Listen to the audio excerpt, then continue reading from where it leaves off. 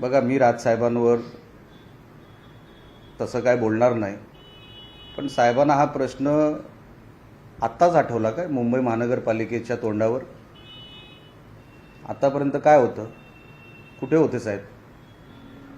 बेपत्ता तर नव्हते ना, महाराष्ट्रातच होते ना. निवडणुकीच्या तोंडावर तुम्ही वाटेल ते आरोप कराल म्हणजे तुम्हाला मुंबईबद्दल काहीच माहीत नाही, तुम्हाला मुंबईबद्दल आस्था नाही. मुंबईच्या विषयांवर बोला. आमचं म्हणणं आहे, तुमच्याकडे जर हे 50 खोक्यांचं जर काही तुमच्याकडे पुरावा असेल, अहो इन्कम टॅक्स आहे, सगळ्या डिपार्टमेंटमध्ये एक तक्रार तर करा.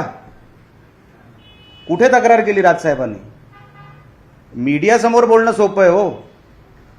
अच्छा, दिलेल्याचा पुरावा तर द्या. 100% कारवाई करू आम्ही. आणि मुंबई महानगरपालिकेच्या निवडणुकीच्या वेळेला तुम्ही मुंबईला काय देणार ते सांगा. तुम्ही कुठल्या हेडखाली मुंबईचं डेव्हलपमेंट कराल ते सांगा. ज्यांना फायनान्स कळत नाही, ज्यांना महानगरपालिकेची कुठली ॲडमिनिस्ट्रेटिव्ह पॉवर कळत नाही, त्यांनी फक्त राजकीय ह्या विषयांना हात घालून ते लोकांना वेगळ्या वळणाकडे न्यायचा प्रयत्न करतायत.